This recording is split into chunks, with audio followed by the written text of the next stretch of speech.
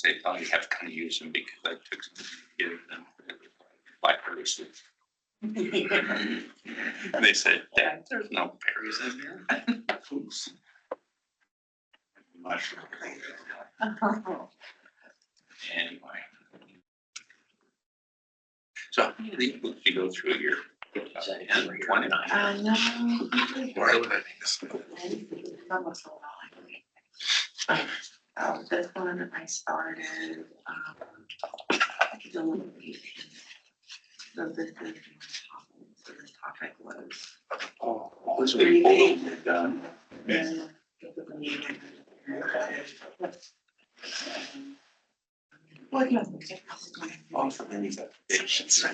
what I thought, yeah.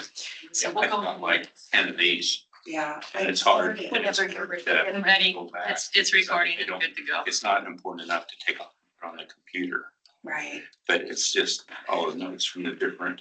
that's why I do this to make them. Good morning, everyone. Are we ready to get started? Ready when you are. I can't.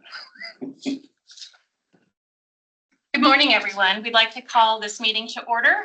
It is Monday, August 5th, and it is 9:06 this morning, and I'm calling the leadership meeting to order.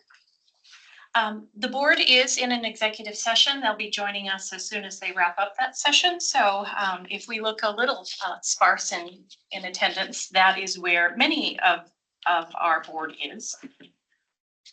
Are there any new announcements or introductions for today's meeting?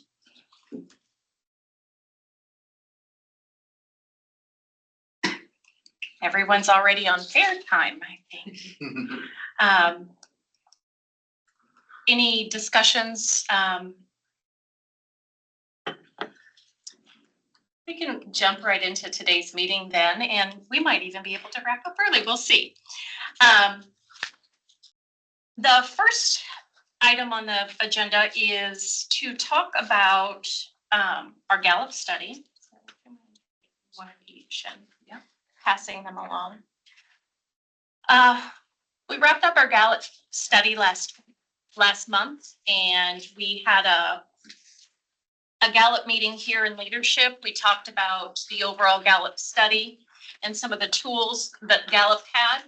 Then we later had a second meeting talking about the platform and some of the tools. But what we thought we would start doing is just taking one of the Q questions or one of the questions each month and just talking about them and using our countywide survey data. One of the pieces when you have a small department is you don't get detailed data. So using countywide data, so Randy, when you have your state of the teams meeting, we can put this in front of you and see what this looks like. And we can start navigating countywide Q1 indicated our current mean is 4.21. The last was 4.25. Or sorry, 4.24. So it was a slight decrease. Again, we have a lower overall number of individuals that participated. And so when we start looking at that slight reduction, here are the questions that Gallup's really trying to draw in is, I know what's expected of me at work. So are my team members always clear about what to do and when? What do I hope for beyond the basics? How do I measure my team's basic expectations? And how often do I sit down with my team members and discuss their progress? And so the thought of this question and how we would reflect on it as managers is, are we having regular one-on-one meetings with our team? Are we having regular team meetings? Does an employee clearly understand what that job duty is or isn't?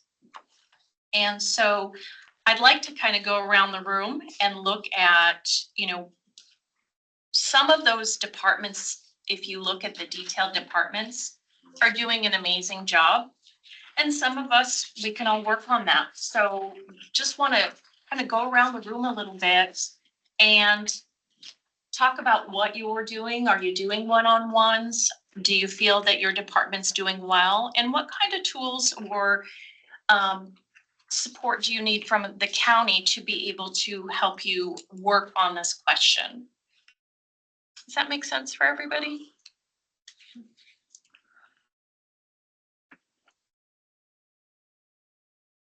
You want to go first? I can go first. Thank you, Jody. So I think these are great questions. We hold a staff meeting every Wednesday morning from 8 to 8:30. We did quite a bit of work to figure out when our highest volume of counter and traffic time is to make sure that we are not interfering with the customer needs significantly. So we do a roundtable every Wednesday morning. Every department reports out. We talk about permitting timelines, special projects that need a little extra support and care. I am really good about having individual meetings on a regular basis with some staff. For me, the challenge is I've got some that work very well independently. They're kind of quiet. They fall under the radar. A few days goes by and I'm like, oh, wait a minute. Hey, how are you? I haven't talked to you in a while. And there's others that are more vocal about their needs and making sure that we're meeting regularly and, they're getting whatever they need. So for me, I know one of my areas of improvement is to make sure that I am allocating just as much time to the quiet staff as I am to the ones who are more vocal about their needs. And then I do feel like generally staff know what is expected of them in that department and in that environment. There's always challenges and new issues. So it's a constant learning curve, which some staff embrace healthier than others, I guess I would say.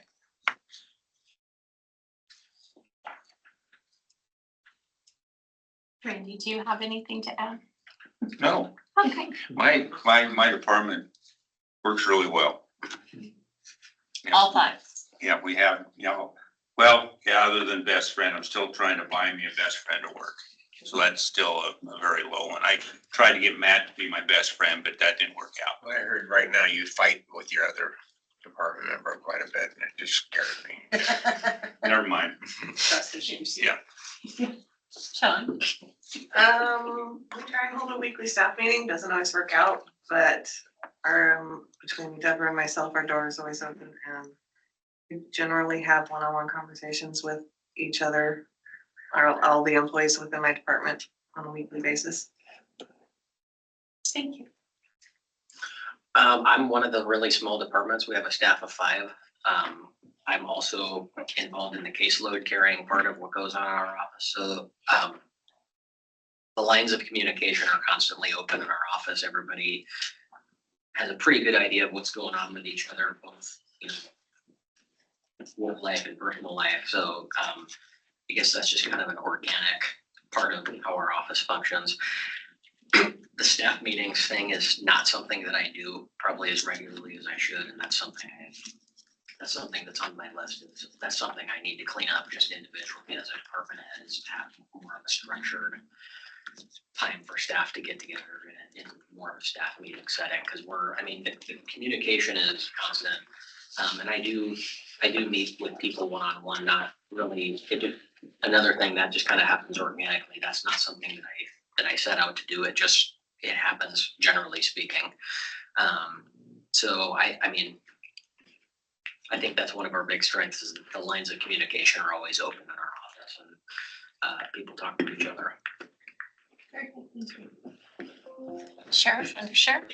I don't know that we necessarily have meetings that discuss the Gallup poll, but there's pretty much constant meetings. I think the jail has pass down shift briefings in between every shift. So twice a day that's happening in the jail where they communicate. Once a week we have a shift briefing with our patrol side. I think supervisors, probably at the sergeant level more than anything, meet with staff almost daily. They're constantly monitoring that. I think Matt meets with staff probably not as regularly as the sergeants do, but still more often than me. And staff themselves communicate with each other heavily. Again, the Gallup poll is not something we discuss, but we discuss them, we discuss the team, we discuss what needs to be done, so. I think fortunate for the sheriff's office, there's some structure and career progression based upon your DPSST and your certs that, that particular work group has a better idea of, like, if I do this, I'll move along. I think there's a lot more structure there. That's especially what the sergeants are doing. A lot of that gets summarized in yearly evaluations, but they meet far more often than that, so. I know, Matt, your work group has been scoring high in a couple of, Yeah, just to expand on what the sheriff said, we have weekly divisional or patrol meetings, and the jail meets quite regularly, and probation meets quite regularly also. We're a larger department, so it is difficult for me to see them quite regularly, but that's the corporals and the sergeants are doing that extremely often. And it seems like with Troy, it's like hourly, I'm talking to him, so, I'm communicating with them quite regularly. And I think the one lacking, I would like to spend a little more time individually with them, but there's only so many hours in a day, but it works. I think we can improve on a little bit better, but it works. thank you. Okay, so IS actually is kind of bucking the trend. We used to have weekly staff meetings. We've actually moved that to twice a month, just based on staff feedback, and, it kind of felt like it was eating into our ability to do other things. But in relation to that, we now have every morning at 9 a.m. we have a stand-up meeting, just, quick, hey, these are the priorities for the day, anything that we need to worry about. It's a quick check-in, but it keeps us more focused on what we're doing day to day. And then every couple of weeks, we'll have a bigger meeting to talk about larger issues and the big projects and things. So that seems to be working well for our staff. Not doing as good as I should be about meeting with I definitely check in with people frequently, but are scheduled. We need to get some scheduled one-on-one time to really, kind of do a little bit of the where do you want to see yourself in a few years? How do we get you there? And just make sure that all of their needs are being met on a more regular basis.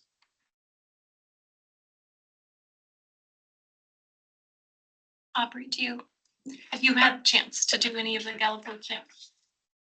I mean, we do this on a regular basis. I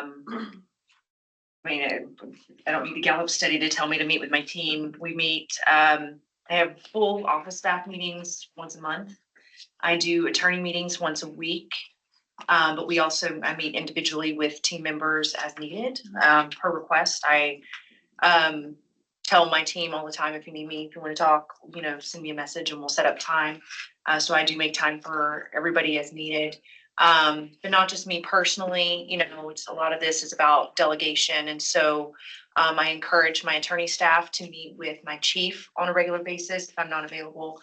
And also to make sure that there's that team building and that relationship so that I'm not the only person to go to.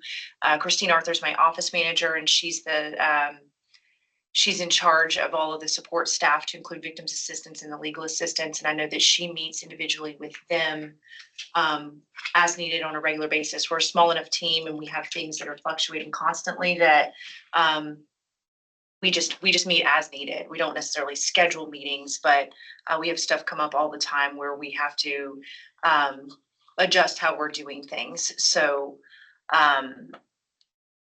so we discuss constantly. Thank you. We have a monthly staff meeting, and then Caitlin and I meet with our staff all the time. Caitlin and I meet daily to go over schedules and things, and then we meet with our staff as well, and they know that they can talk to us, and we communicate well, so. HR has a weekly meeting as a team. We do one-on-ones with individuals, and then we do a Friday wrap. I think in HR, there's a lot of work going on. And so a lot of that is prioritizing and just having regular touch bases to navigate all of the workflow that's coming. But one of the things we're going to try to start doing is carving out more time for professional development and more project work. Just sometimes if you can hold back the flood of work for, 2 hours and get a project moving forward, you'll be a little bit further ahead. So what we're trying to do is carve out the project time. We are beta testing an onboard product, and we're finding that that's going to save, probably a couple of hours every time we bring on new hires. So again, trying to figure out what our staff is saying. I understand what's needed of me is how do we get there? And what tools do we need to bring that along? Let's see who's online. Chris, you're the first one online. Do you want to share on your Q1? Yeah, quickly. We are going through a fair amount of changing. We did not fill our operations superintendent. One of our two road foremen is out on an extended leave, subsequently leaving one of our road crew members, our field road crew with actual leadership assigned duties on a salary basis. We meet with two lead and the foreman once a day, part of which we do talk about the Gallup poll, although not directly. Every Monday we have a meeting with the administrative staff and / engineering. And then now I am currently meeting with the shop crew once a week in the operations superintendent absence. So while we're not directly discussing not a meeting specific to the Gallup poll, we are meeting with Gallup poll discussions that are intertwined into the conversation. With the uncertainty of the leadership, again, we chose not to fill the operations superintendent position. That little bit of uncertainty is obviously not beneficial to the Gallup poll, which we are also intertwining the opportunity for advanced opportunities that would not normally exist. So you're seeing a little bit of increase in the Gallup poll and a little bit of decrease in the Gallup poll due to the machinations of the leadership of middle management. Thanks, Chris. Good morning, Dan. You are next on the line. How are you working in Gallup, or are you able to work in Gallup, and how do we communicate with our departments? Good morning. Thank you for the opportunity. We take it into consideration. I would piggyback on a lot what Chris just said about intertwining the Gallup with our regular operations and going about it that way. We have talked in a formal circumstances about the Gallup poll, but we haven't really done any follow-up specifically for the Gallup poll since. I can tell folks that our park leadership meets every Tuesday morning, and I also involve myself every morning, Monday through Friday, in team assignments for our staff. So that gives me a good insight about what's broke, what's not, how are we allocating specific resources. I've always had, at least try to anyway, have an open door policy. I try to be very approachable so that people have things that they need to talk or discuss about. They know they can come in and they can interrupt me no matter what I'm doing. If that means that I have to work a little bit longer that at the end of the day, well, that's just part of it. And I get that. I think that's been fairly successful. And I've actually been able to manage or head off a few potential incidents doing that. I think probably if I've got an Achilles heel on this, is probably with our seasonal staff and perhaps with some of our volunteers that we have in the outlying areas. I'm willing to admit that I've only been down to South County about 4 or 5 times. I could probably do that more to interact with those staff down there. But I tell you what, if I'm not going, either Dave or Brandy are going. So it's not like we're vacating it. It's just talking about me personally and me developing those relationships. So, but you know what, we do the best we can. We have to effectively manage that fine line between, being on a computer and getting some work done, or being on the phone, and actually out talking to folks. And if you got to drive 45 minutes to an hour to do that, well, sometimes it's a little bit tougher. So, but we're working on that. We understand it's something that we could do better. But so far, I think that we're pretty successful. And I really think that our crew is tight. We work together, and you know what? We laugh too. We laugh. There's a sense of humor in there, and that certainly makes it more enjoyable.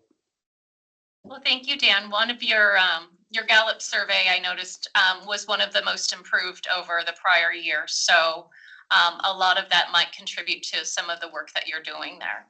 I can only hope, and we'll keep working on that. Thank you. Denise? Well, it sounds to me like everybody's doing a great job. I think communication is one of the most important things we can have.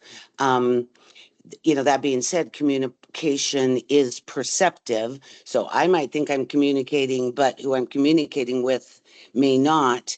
I think my office does a good job. I know before COVID, I was trying to, communicate personally with everybody in the office at least once a week.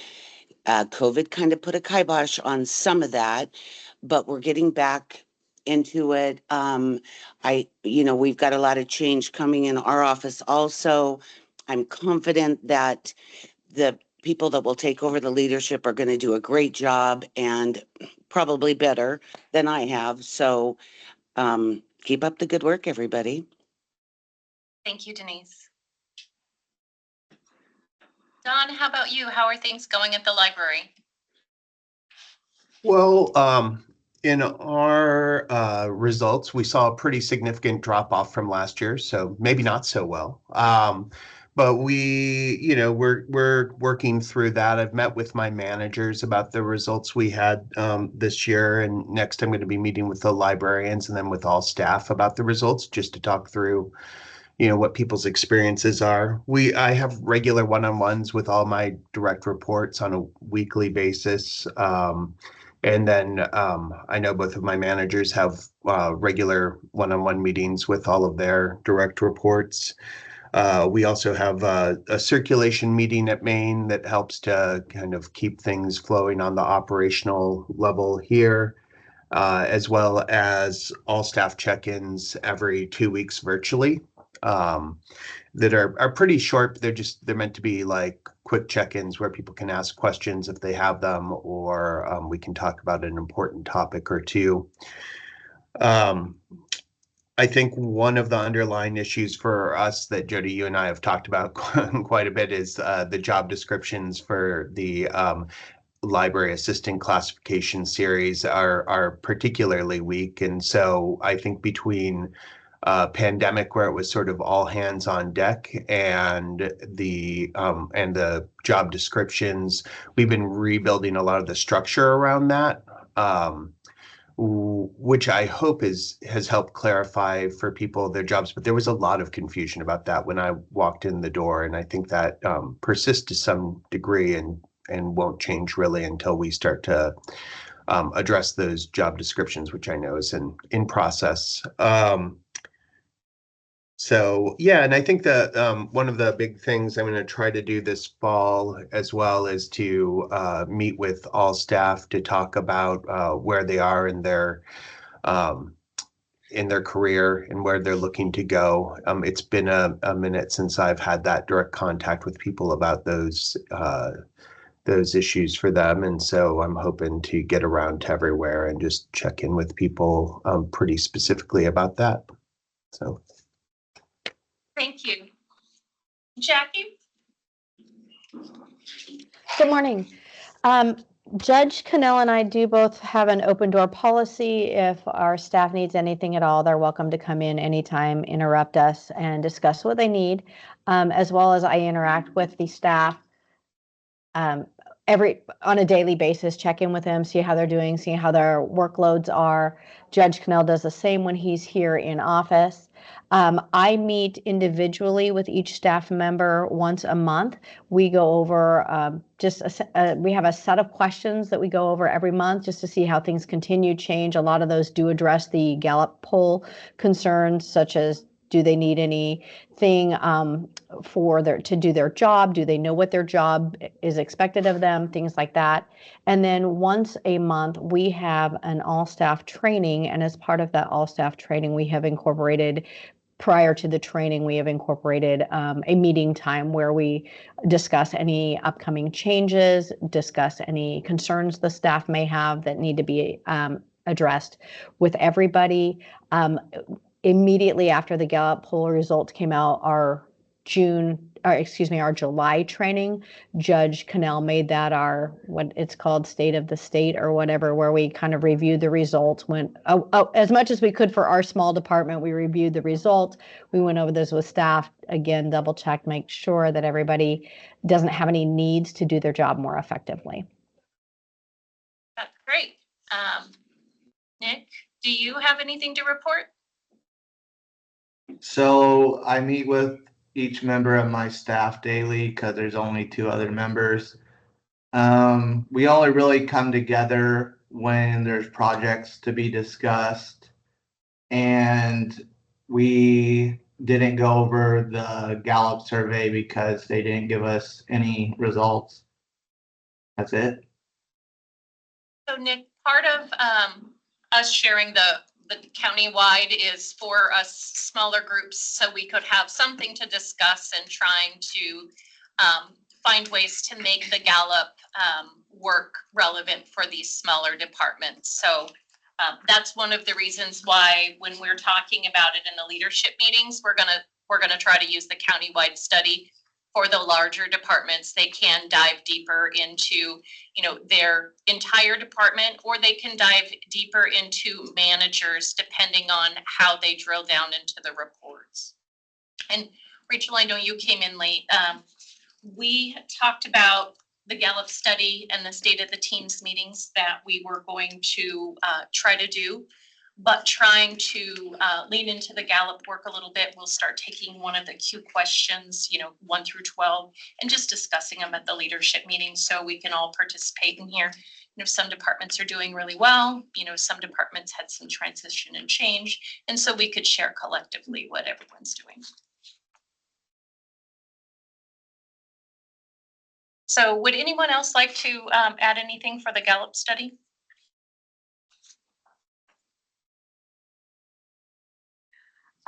The next discussion point is we've talked with both unions on our procedures for our annual step increases.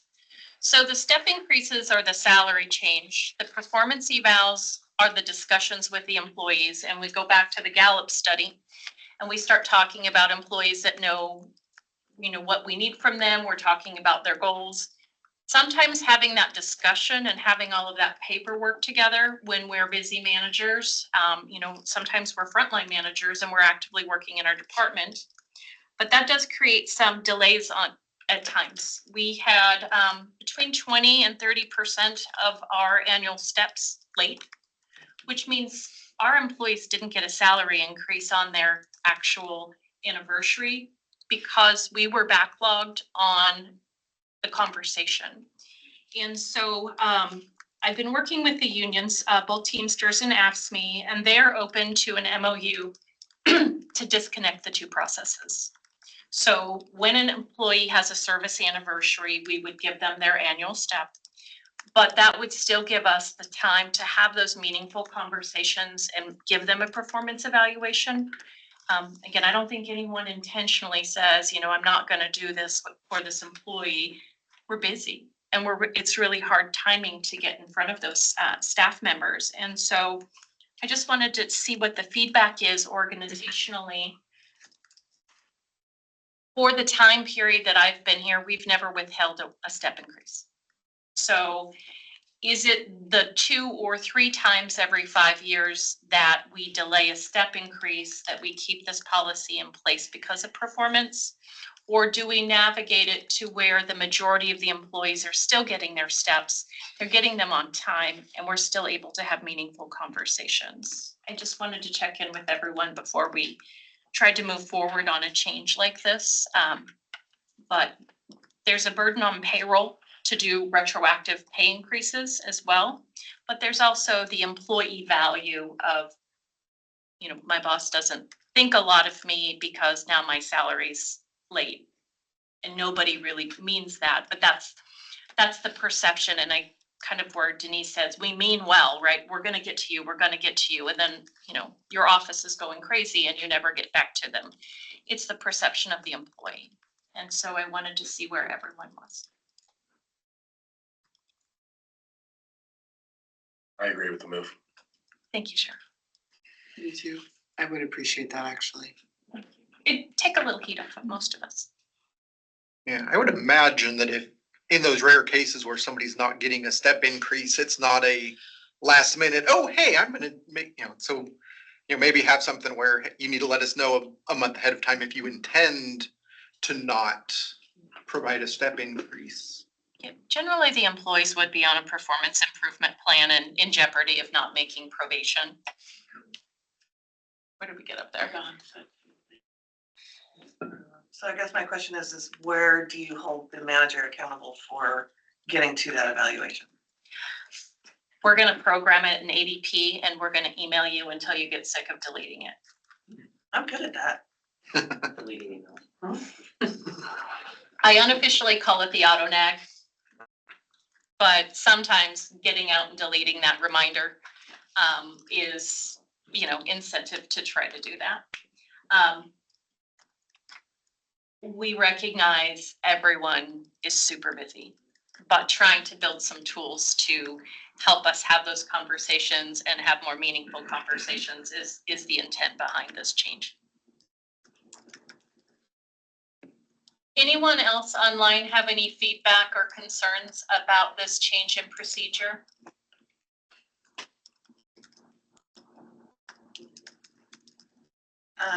My other question is, what if the employee is not willing or wanting to accept the step increase? That has happened.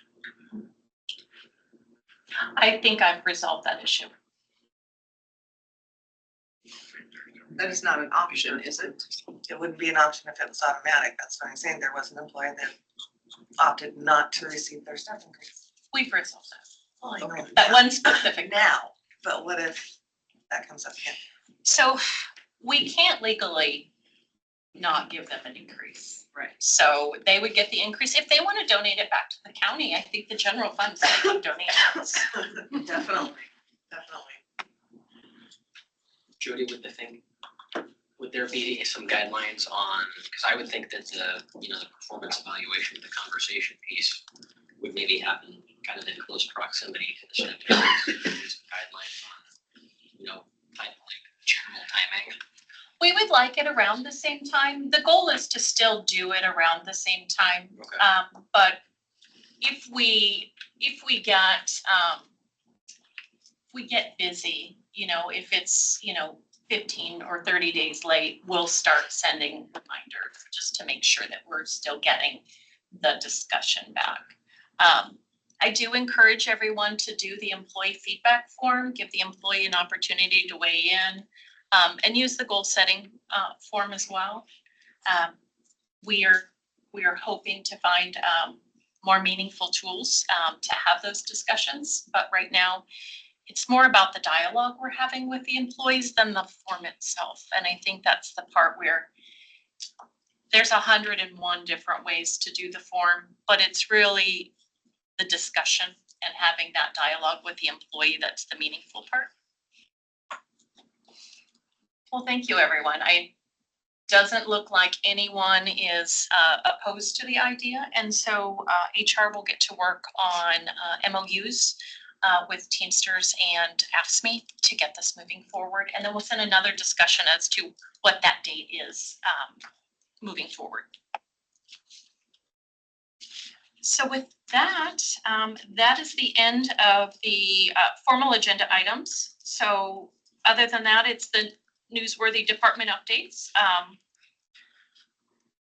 And then maybe we'll see if we get out of here early. Sarah, do you have anything you want to start? Sure. Parker will be coming back to the Board of County Commissioners. We did receive a $3.8 million grant from DEQ for housing initiatives and housing projects in Tillamook County. Summer permit times were running between 2 to 4 weeks for complete projects, and very busy. As many of you know, heavily engaged in conversations with FEMA about the biological opinion. Got that letter on the 15th. I did meet with FEMA last week, and they still do not have any of the guidance documents done. So they are still working out the details to share with us what those are, so we can choose an option by December 1st. But they're still working out the details. We're getting ready to issue 3 of the cell tower permits for Highway 6 for the conditional use land use decisions. Those are going out tomorrow. Those are to Verizon. Those are to Verizon, and the county owns 2 of the properties, and then there's a privately owned Wilson River 6 LLC. And then I believe we received 5 more applications in last week, so we're pushing them out. They're smaller towers, so there's more of them incrementally placed along Highway 6. The others are getting ready to go out for notice this week. The first 3, the decisions are going out this week. Still working through short-term rental license renewals and Senate Bill 406 implementation. Just want to thank HR for helping us with our hiring and our interviews last week. And it was nice to see a strong pool of candidates, and hopefully we'll have that replacement position back in our office as that admin for Mike and I soon. Not a whole lot going on. The biggest thing is our TC4 group is starting their preparations for a county-wide drill in conjunction with the national shakeout in October. They're starting planning now. They're going to try to build on what they did last year and move forward. They did approve some bylaws for their group. They did get 1 new member. Garibaldi actually now has a couple members of an emergency preparedness committee in their city. So only one left will be Tillamook, and keep working on Tillamook with that. The county's still waiting all the applicants with the Resilience Hub grant.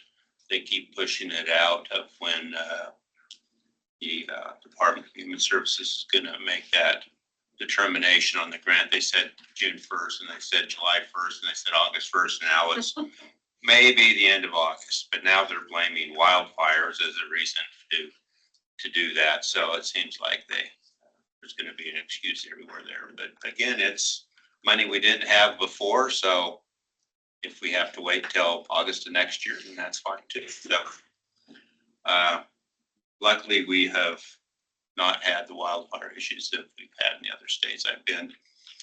They've been having daily meetings with all the emergency managers statewide, to offer help and help the other areas in the state. So hopefully we will miss that. It's kind of nice to see the wildfire maps and see that little circle in the northwest of Oregon completely flame free. So we just need to keep that going. So I saw that rain. yeah, so we've got to keep it going. So I guess, if we can just keep the fires away from us and make way for the October monsoons, and we'll be into that season. So that's all I have. Sean. So our auditors were here late last month. They will be back at the end of this month, first part of September. If you have any outstanding requests, we ask that you get them back to us we're trying to get our audit done before Christmas this year, which would be nice. We do have almost a completely new team that has come in, so fresh eyes looking at all the information and the rules and regulations and ORSs has been interesting. We are short-staffed this week.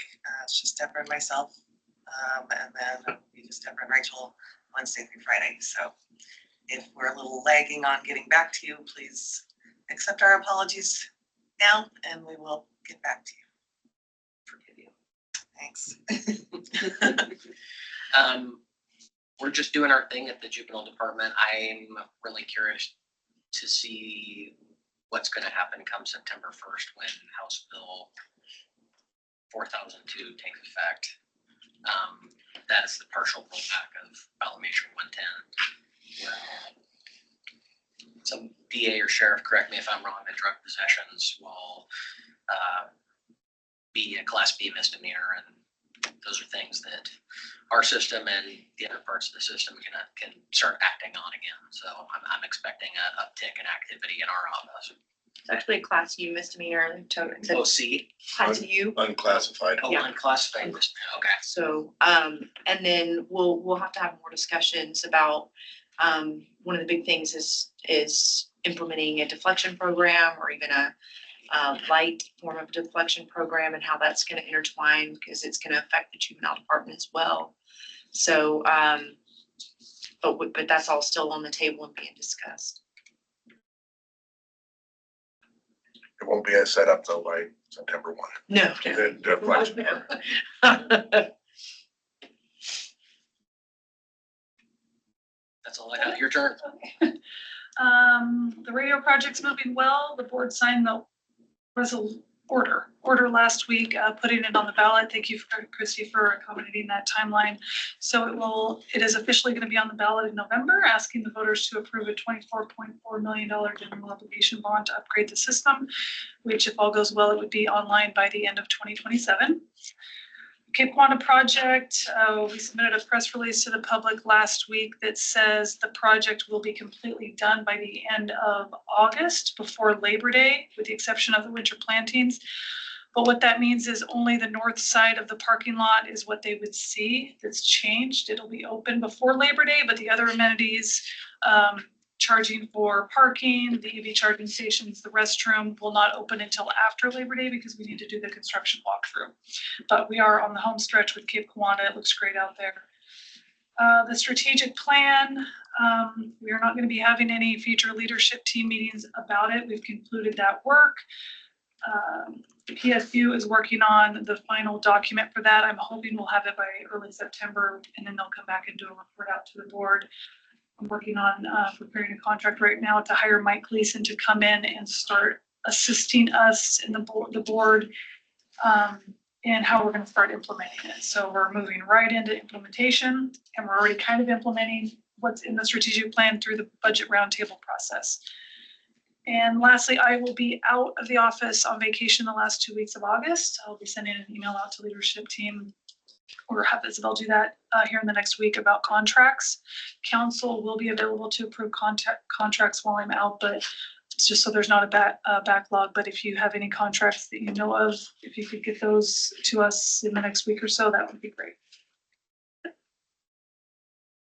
So party at your house in August? I won't be there. That's what I'm saying. But you can, yes. We'll keep good care of it.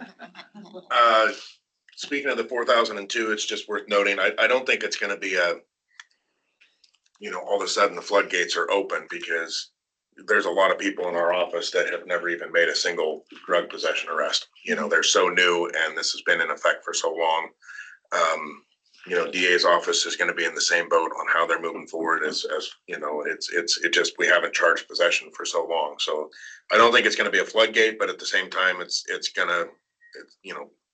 cops are gonna wanna be able to take action on that stuff. So, our week is kind of messed up because of the fair, so like in the morning, Matt and I won't be working because we'll be at the fair until late each night.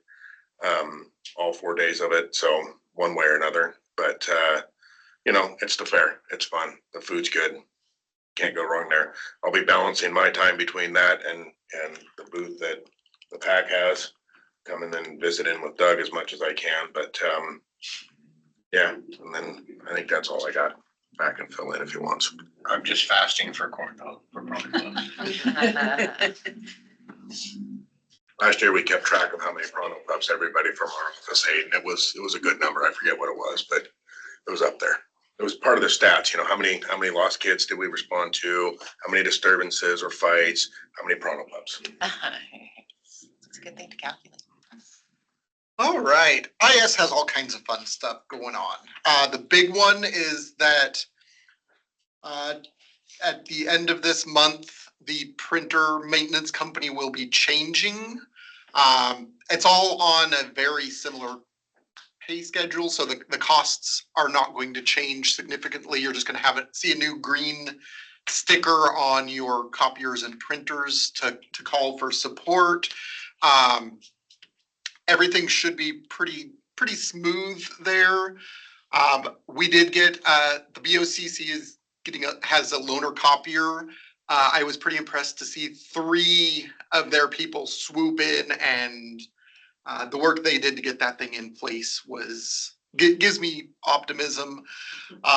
The biggest change that I think is going to help us is in the contract, there is now a penalty for them not meeting their service level agreements, and they'll have to start, we'll be paying them less if they can't get to it in a timely manner, which I'm really hopeful will stop this process of somebody comes in, it's great for about 2 years, and then the quality just degrades for the next few years until we give up and find somebody new. So we will see how that goes, but at worst case, we'll at least get a little bit of our money back for if they're not able to meet their obligations. We are considering removing the line in the email signature templates that talks about, hey, our addresses have changed, please update that. I think everybody that needs it, it's been long enough, it probably isn't important anymore.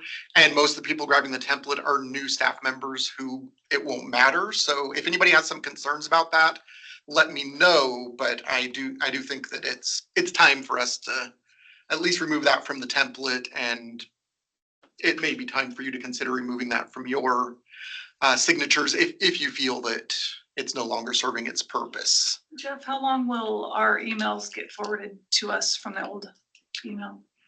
So we've just been discussing that recently, and we are not in any rush to get rid of the co.tillamook. We've still got some things on our end that we were just talking about last week that we haven't even cleaned up our own internal structures. So we will not at all be getting rid of the ownership of that. So we'll keep that. The only cost we really have is maintaining the DNS service. And I think that's like $50 a year. So it's not something that we're really chomping at the bit to remove in any quick order. So I figure another year or so before we strongly consider abandoning that. The last thing is metrics. I know all of you have really noticed that the metrics have not been updated in a 3 months. We're doing some changes at our end. Clearly nobody has complained, so I don't think anybody misses it. But we are interested in any feedback of what metrics, either ones that we currently have that you want to keep, or if there's some metrics that we can provide that we don't currently have. Please let us know. We're probably scaling back a little bit just based on what we've seen and what people seem to be responding to. But we're definitely open to adding new ones if there are things that you all want to see that you're not from IS. That's all I have. Thank you. Morning, everybody. Our office is short-staffed, like every prosecutor's office around the state. So we're down 1 attorney, which for us is basically 20%. We're also down a support staff member, so we're struggling with that. Lots to plan for, look forward to. We're having, everybody in the law enforcement, public safety communities have been talking about House Bill 4002 and what that looks like going forward. Had a meeting last week with our major crimes team, and we were discussing, we'll be having a strategy session coming up, not open to the public, but it is a strategy session for us just because there are concerns statewide, not only with short resources on the state side as far as law enforcement and prosecutors, but we're dealing with major problems with defense attorneys. So that can cause problems when you've got cases and defendants out there who are accused of committing serious person crimes that don't have attorneys. Then the question is, how many of our resources do we pour into possession cases? So there's a lot to look at going forward there. One thing that is of concern in my department right now has to do with victims assistance. The federal government cut funding by like 42%. I think that's going to affect us here in the fall. So that's a major concern for us, but we're also still waiting for our most recent grant application to be accepted. We are waiting for the county to submit an EEOP to an equal employment opportunity plan to the commissioners. So I was expecting that to be presented at the leadership team meeting today. It's my understanding from Human Resources that that's been outsourced to a third-party vendor, but I don't see that it was on the agenda or is being discussed. But we've been given pretty much, after months of delays from the state to get our application or to get our final form submitted, we were given a drop dead date of August 15th to get that submitted. So I've got serious concerns that if we don't get that form submitted, that our funding is going to be completely cut by the state. So everybody's a little on edge in our office about that, because we are required to have a victims assistance program and to push that forward. They do amazing work. So then, if we lose funding and I lose staff members and I have to do all of that work, then that's going to limit the amount of work that my office can do, because I am really passionate about work-life balance, and I insist that all of my employees can actually do their job in a 40-hour work week and actually take time off and not come back to like what happened to me one time 5 years ago when I tried to take a few days off and I couldn't even sit in my chair or find my desk because there were literally files everywhere. So I'm working really hard. I end up kind of taking the brunt of all the work so that my employees can have that assurance that, we don't pay as much as our neighboring counties. We don't offer as much. So the one thing I can offer is that you're going to try to enjoy your job here and not feel so overwhelmed that you're going to go home and pull your hair out. So anyway, those are the challenges that our department is facing, and we're hoping to push through those. We are going to be closed next Tuesday, so my staff can attend a training all day. So we did a press release last week, and so we've closed on Tuesday. We are knee deep in the November election, so that started a few weeks ago. So we've got all of that and getting prepped for that, because we'll start proofing ballots in a month, which is crazy, but that's about what we have going on. Have you heard from Will yet on the voter pamphlet? I left a message for him. He was out last week. Oh, I have not. So when you or we need to put him in a corner and beat him up a little bit. Okay, we'll do that. Still feel. Yeah, I don't want to hear that. We need to You'd have have a to meeting. talk with him sternly.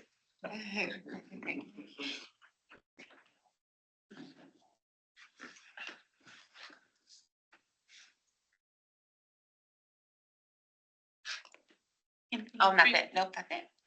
Well, make sure you got that note down. That's important. So Aubrey, for the EEOP, there is no board meeting this Wednesday.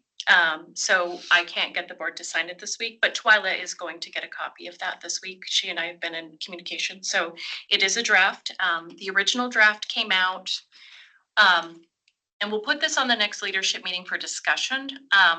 But the original draft came out where the purpose of an EEOP form is to look at diversity across our organization. It could be people of color, it could be veterans, it could be those that are disabled, and it is a federal required document if you receive a grant over $50,000. The county historically hasn't had one. We've been working on that. There's a lot of data that comes into that. We look at all of our demographics from our new hires. We look at all of our demographics for our current employees, for those that are terminated or separated and promoted. And there's a lot of data that does not exist in a manner that's reportable. And so we've been rebuilding that behind the scenes and trying to make sure that this is something that we can do regularly. And also, when we look at the available community candidates, what candidates do we pull? Because if we pull too far, so a candidate, if we chose a 75-mile radius, we're pulling Portland. And so that problem is that that's not generally our recruitment market. We're usually dealing with Clatsop, Lincoln, and more of those narrow surrounding. So we've had to do some edits because the original report looks a lot different than where we normally hire. We also hire significant number of employees internally. So we bring them in and we talked about job families and other occupations, but generally we bring people in at entry-level positions and they work their way through the organization. So a lot of that is trying to look at how we organically grow our own staff. So we do have the report, Aubrey, so I think your team will have a sigh of relief to know that that is done. But I think just trying to talk through what that looks like for our organization, because a lot of our recruiting standards try to encourage the same, you know, how are we looking at the candidate based upon their skills level and experience, how we provide veterans preference points, and how we try to navigate through those recruiting metrics. A lot of that falls in line with very similar items on the EEOP. HR has hired 60 new people in 2024. We hired 58 employees total in 2023. We currently have 26 positions posted. We're seeing a number of candidates come through. If we look at where we've been prioritizing our work, it really is trying to staff and meet the needs of the department, because we do know that, you know, not only is it difficult because you're short-staffed, but the morale of the employees that are there trying to get it all done. So we've been trying to get recruitments posted faster. We've been trying to get those interviews scheduled faster. But yes, 60 for the year, 26 positions are currently posted. Some of the work that we've been doing on projects is working on onboard. As you get a new hire, we've got to do I-9, we've got to do banking, we've got to do all of their new employee information that's used to go on paper. Then they went to another person and then they keyed all of that and then it went to payroll. And this is a new ADP process where employees doing more of that from a self-service basis, and it works through the system a lot faster. That's working together with Team Dynamics. Jeff, thank you for your analysis, feedback, and assistance with trying to get that new test employee through. They did get a new job and actually resigned on their way to Parks. But it was a great test case. The other projects we're looking at is getting requisitions into NeoGov. So that piece of paper that we're getting, we need a new hire. NeoGov has the ability to create the workflows that will go to all of the parties. Each and every one of you, there is that, where's the requisition form? We send it to our Board of Commissioners, we send it to Sean, comes back to HR, and there's a paper chase trying to get those done. So just being able to put it into a system where it will go to the next person and you as the requester can see where it is at any given time might give you a half an hour of requisition back every time we put those forward. And then we're looking at our background check and references vendor. They've had a lot of turnover and there is quite a bit of difficulty in getting things back. Like they've decided that if someone's not starting until August 16th, they don't need to do it. You know, and so we're finding 3 days before they're supposed to start, we're getting the requisitions back. So HR is working through a process and looking at vendors to replace our current background check vendor. That's it for HR. Let's see. Chris, what's happening in Public Works? So I'm on the board meeting almost every single Wednesday, so I'm not going to go into that. Quick overview, Bay Ocean Road is closed today. That is good for, that'll be closed until about September 5th, hopefully before Labor Day. Miami Road, we'll end up closing that in mid-September for a week or two in order to drive some piles. So that's the quick overview, continue to pave. one of the questions that was raised to me that I thought I would share with the group. One of the employees asked about the opportunity to take a loan against our retirement package, and then they would pay interest back on that. Something that we don't need an answer to, but possibly a future discussion point as we start looking at the budget. That would allow for some of the interest to go back into the account, similar to 401k type of options. Outside of that, we did not fill our operations superintendent, and we have one foreman on extended leave. So essentially, the road foreman is the road crew component of that is on a little bit of uncertainty, as we have a couple of lead workers and possibly the opportunity to switch up the lead workers and try before you buy kind of mentality. Give some people the opportunity to rise above if they so choose. So that's a very quick overview. Most everything I cover in a Wednesday meeting, because I always have a contract. Thanks, Chris. Dan, do you have a report out for parks? Yeah, hi.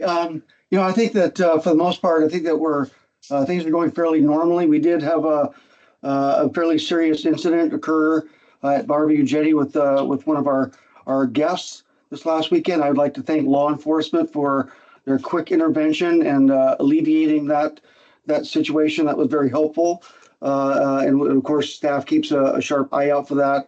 But again, thank you, law enforcement. We're excited. We've got a booth at the fair, of course, starting on Wednesday. We've got shifts all scheduled out. I happen to be taking a couple of those, so it'll be my first time. But for the booth, it'll be information, it'll be games, some drawings and giveaways. So we're excited to get out there and interact with the public and tell them all about parks and what we can do. But for the most part, I think that things are fairly normal, at least until someone tells me otherwise. So that's about it. Hey, Dan, I'm going to send over some job information cards for you if you have a booth. So if anyone's interested in employment with the parks, they can scan a QR code and go straight to our NeoGov site. That would be fantastic. We'd love to do that. Thank you. Thanks. Denise? Yes, I'll try to be brief. This last month, my office completed 2 of our major reports that we have to get to the Department of Revenue. The summary of property tax collections for the 23-24 year has been completed. We also completed the ratio report. That is a lot of work, and it determines what like properties in the county are trended. We applied the trends last Friday, and so that seemed to go well. My managers and I will be attending the Assessors and Tax Collectors Conference this week. I'm happy to say that our assessor-elect, Cassandra Larson, will be she will be the tax collector president for the state of Oregon this year. And it just makes me proud to, see someone that started in the office so many years ago and is where, she's at right now. I also want to give a shout out to Lori McKibben. She's been chief appraiser for our office since 2011, I believe. She's going to be retiring next month. So we have hired Robert Buckingham to become our new chief appraiser. And thank you, Lori, for all your years of service. And I'm proud of her too. I'm proud of all of our staff. People are stepping up. We're short people. And when we get back from conference, it's going to be busy until we get tax statements out in October, because we have to get all the maintenance items done and all the values balanced and all the taxes balanced and the tax statements printed and sent out so we can collect the taxes for the districts in the county.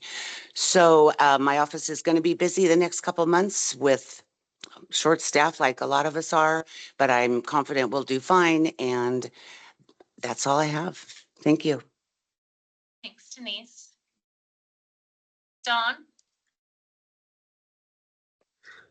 Hello, and I've just got a few reports from the library. We are excited. I think that we finally got our contract for the building work that is going to be replacing part of the library roof and working on the exterior, scheduled for the board on August 14th for approval. And so shortly after that, I believe that work will begin. There's a bunch of equipment already in the back library parking lot waiting to get that started. So that'll be good. We'll be able to remain open throughout all of that work. So I'm happy for that. The library will be hosting a Shakespeare performance, 2 Shakespeare performances as part of the Original Practice Shakespeare Festival. The last 2 performances of their calendar year are going to be in the library park on August 30th and 31st. We have Romeo and Juliet at 7 p.m. on the 30th, and then a Comedy of Errors on the 31st at 3 p.m. Generously supported by the Library Foundation and the Association for Performing Arts. So we're really excited to have that there. It's going to be a pretty big deal. I encourage everyone to come, bring a blanket, sit out in the park and enjoy some theater. And then later this month as well, we're going to host our next community conversations topic, which has been rebranded as Let's Talk About, and it'll be Let's Talk About Tourism, everyone's favorite end of summer topic.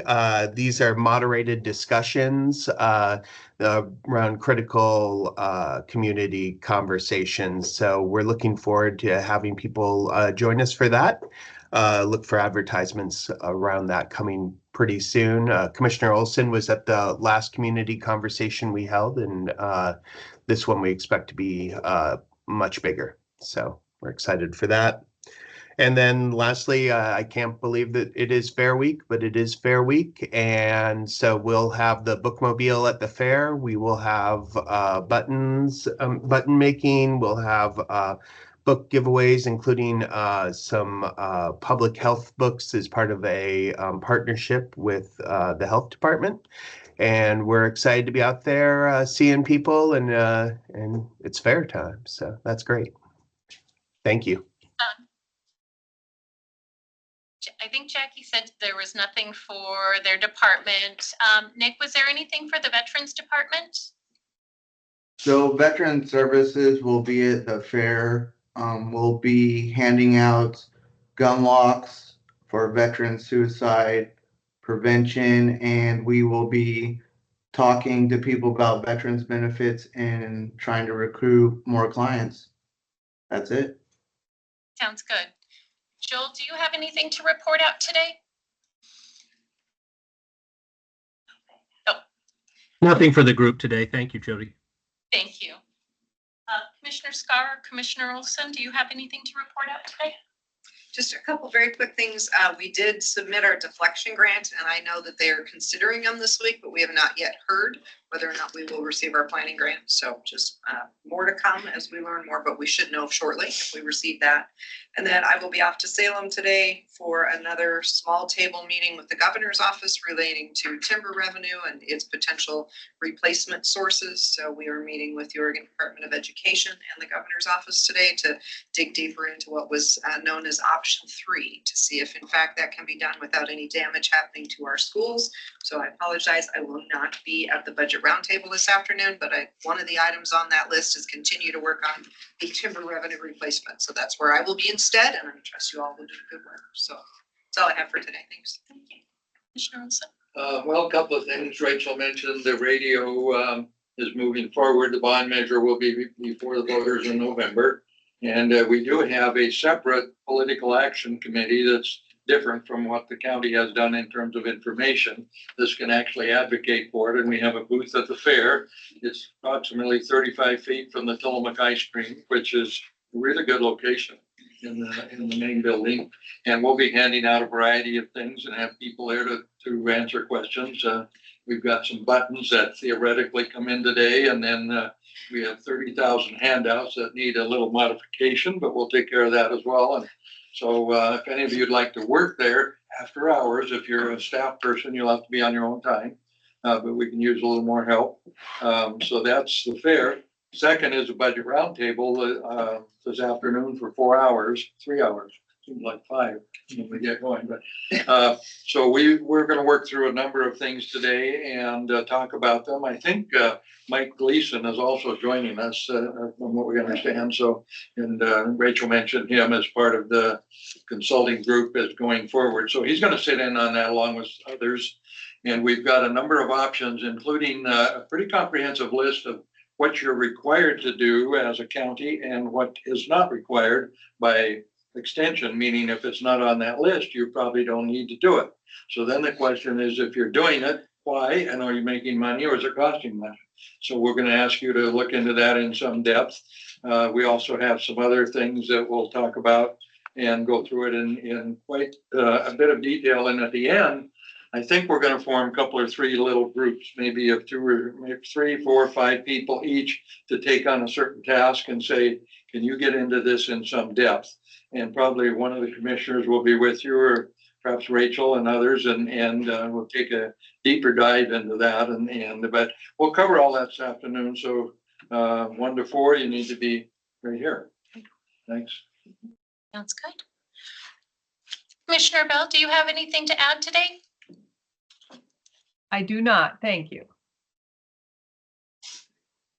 Well, thank you everyone for your time. We will be rescheduling our next meeting time. Our next meeting time falls on Labor Day, so it will be the Monday following. And so if there is anything you'd like to add to the agenda, please let Debbie know. So if there is no other questions or comments for today, I'll go ahead and call the meeting to adjourn the meeting, not call the meeting at 10:17. Thank you. Josh, Matt, 2 minutes. You read that?